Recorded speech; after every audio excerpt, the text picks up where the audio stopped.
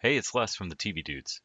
This week, I'm lucky enough to chat with actor Akim Black about his role in the Starz series Power, Book 3, Raising Kanan. We discuss how he got into acting, what it's like on the show, the special challenges and thrills of playing his character, and much more. Hope you enjoy.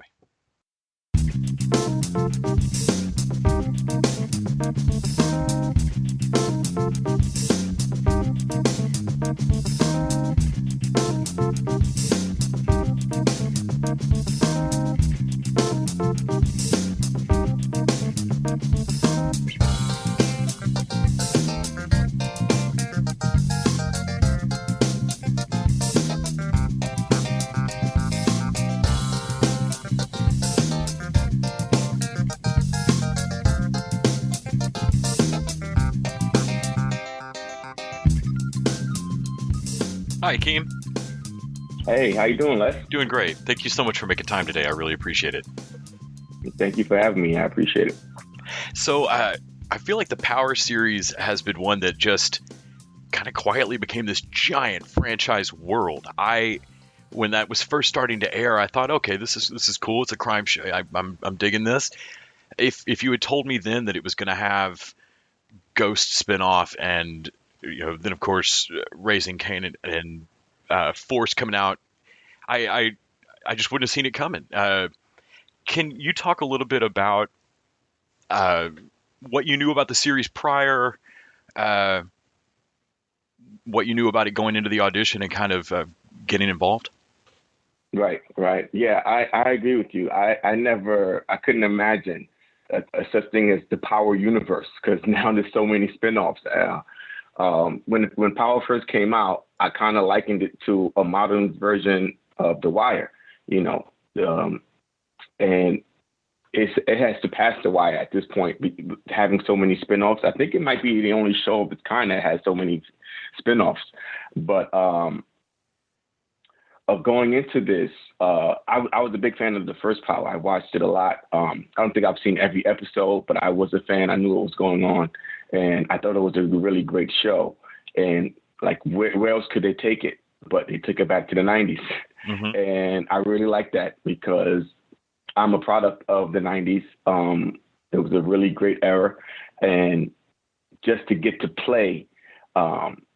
In that time period was really fun for me. This is, I think, no, actually, I worked on another project where it was the '90s as well. But yeah, I got to have fun and play with this role. I booked this role before the pandemic happened, and I had no idea what was going to happen afterward. And then it just popped up out the blue, and it's like, hey, you booked that. Remember that little thing that you did? And I didn't even remember. I didn't even remember it was a recurring character, but to my surprise, it was a recurring character, and it was a great role to work on, and I really had a lot of fun on it. Now, this series is a prequel set farther back in time. I wouldn't have expected. I mean, you always wonder in an anthology series, what might spin off or go to next. Uh, can you talk a little bit about kind of getting into the role, knowing that that your bit of power is going to be different than the ones you saw before? Yeah. So the first thing is going to be different. Is the writing is going to be different. The language, how people spoke back in the '90s is definitely going to be different. And there was no Twitter and all these other things around, so it's just a different. It's a different world, and like I said, it was a great thing for me because I missed the '90s.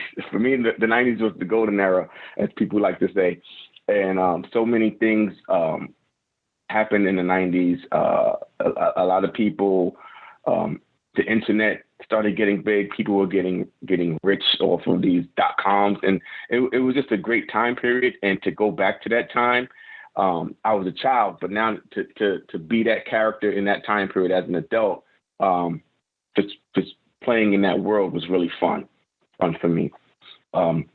I know what you mean, Dave. I watch shows sometimes, and it's always fun to see the clothes or the styles or somebody in a Yeah, color shirt. But the yes, subtle stuff that's different is really what cracks me up. And like you said, you see a shot of a bunch of kids at a high school and nobody has a phone, or no, right. I mean, sometimes I watch old TV shows and like, how did we all end up at the same party ever?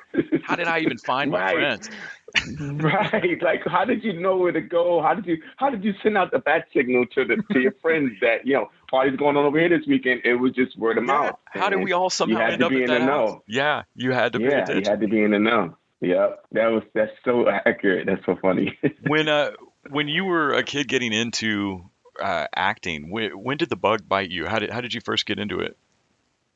So I act when I was a kid. When I was a young kid. I just had a vivid imagination.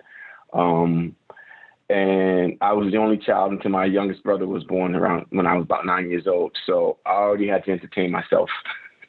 I mean, I had friends outside, but I stayed in the house. I was like a latchkey kid. So once I got home from school, it was done until my mother Same. came home. So I had to entertain myself, and that's where the imagination started brewing for me. But around eighth grade, ninth grade is it's funny what actually happened was in eighth grade, a group of college actors came to my school from NYU, and they came to teach acting, but they didn't introduce themselves that way. They came as like mentors or whatever the teacher told us at the time. And they performed a scene that we didn't know was a scene. They started arguing. They actually started fighting in the class, and we're jumping up like, "What the heck is going on?" Everyone's trying to run out the class, and they like, "Surprise! It's all fake. We're just actors here." And we were like, "What?" My heart is pounding. I'm like, "What? What would you do that for?" And then, but after my heart stopped pounding, I was like, that looked kind of fun though. So those are the first people who I met, real life actors, as opposed to seeing people on TV. Real life actors from NYU came and taught us some acting techniques and skills, and that's where it started when they performed that scene in my classroom. In the little bit of acting I've ever done, I've always found it amazing that you can go from thinking you're acting normal and you're being so weird sometimes where I'm like, Hmm. I know how to walk across a room and suddenly I can't. I look like a complete nut job trying to, figure out what to do. And there's something about there's some muscle you don't know you're tensing and something about being able to relax into that Hmm. that Yeah. that is a real skill. Do you remember kind of the first mentor you had or Yeah. person you had that really kind of showed you how to do that? Yeah. Yeah, absolutely. I mean, that's one of the cores of becoming an actor is learning how to be yourself, you know, Yeah. how to play yourself. Because like you said, you normally walk across the room. Now when it's time to act and you walk and you're like both hands are swinging in the same direction, like, that's not a natural walk. Like I thought it was. So the break to the basics, the foundation is stripping the idea that you have of you and becoming you, learning who you are. And then once you learn who you are, then you can take on other elements of other people. But in the beginning, you got to learn who you are. And that's the foundation, because you can't play other people if you don't know who you are. Some people don't know who they are and try to until they become actors, and they like just sit normally. And it's sitting normally is such a task for them. But I know one of my early schoolings was HB Studios, and one of my I knew Oda Hagen was the founder there. I don't know my teacher's name to be exact, but yeah, HB Studios in New York City was one of my first places that I took acting. I had to pay for it and said, this is what I'm going to spend my money on, versus being in high school and taking a drama club class. Hmm. But this is where I actually spent money and said, this is what I'm going to put my after school money into, and my allowance that I get and my stipend or whatever I used to get from my foster care. And that's where I started honing my craft, HB Studios. And they teach you all of those things from the beginning to the end. And you mentioned foster care. You're still involved in Foster Care Unplugged. Is that right? Yes, I am. Can you talk a little bit about? I loved what you said about having to kind of find yourself before you can start, putting on these roles. Because I think Hmm. people often think of acting as a cipher. Like you don't need to know yourself because the script's going to tell you who to be, and I think they've got that backwards. I think you're right. you Yeah. kind of got to know Yeah. who the core is to put the clothes on. Yeah. Can you talk a little bit about what that charity gets to bring to foster kids, and what putting on plays and fashion shows, what you feel it does for those kids? Yeah, it inspires them. It gives them hope. It shows them that there's light at the end of the tunnel. That just because of what we're going through, because in foster care, you might feel like you feel unwanted. You know, I don't know if you remember, you know Toy Story, and like the kid gets a new toy, and now they don't want to play with the other toy. So I can relate to feeling unwanted and like there's no hope for you. Because you bounce around from home to home and you think you found a home, and then like 6 months later you're getting transferred and you think you did well, you think these people like you, and it didn't turn out that way, or they don't want to care for you, or you did something like, what did I do wrong? Yeah. But yeah, I just want to be the beacon for those people. Like, listen, I came from where you came from. I've been through the struggle. I've been to numerous foster care homes. I've been to numerous group homes, and you just, you keep the faith, and you can make it out, and you can make something of yourself. You don't have to continue the cycle, and people love you. There's someone out there, there's people who love you and will do what it takes to help you get where you need to be. And I want to be one of those people. So these kids talk to me, they call me, they DM me, we have a lot of fun, and I'm just there for them. I just want to be what I didn't have. So, and it brings me joy. I don't do it for money. I just do it to bring them happiness and just to give back. I believe that's part of my purpose in life, is giving back and just helping those who I can in any capacity. Are you ever tempted to just bring a whole group of actors and punk them with a giant fake fight? No, but now that you brought it up, I might try to do it and pass it. You got to keep, pass it back. Pay it forward. Yeah. I got to pay it forward. That's funny. Folks can go watch, of course, your season of Power Book 3 airing right now. And I believe y'all already been renewed for a second season, so that'll be great.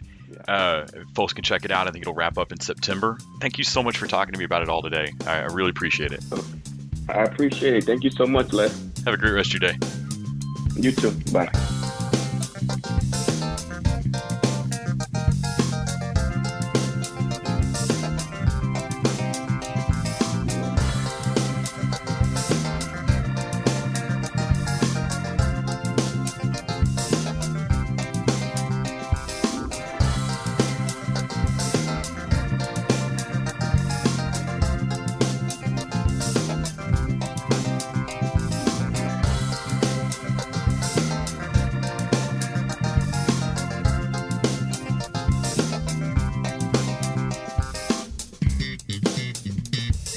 TV Dudes is an independently run podcast out of Austin, Texas. We are exclusively listener supported. If you'd like to help us out, go to patreon.com/TVDudes. You can also find us on Facebook, Twitter, and Instagram at TV Dudes. All the music for our show is done by our friend and original TV Dude, Gregory J. Amani Smith. To find out more about us, go to thetvdudes.com. I'm Randy Lander. I'm Les Weiler. And I'm Kyle Scott. Thanks for listening.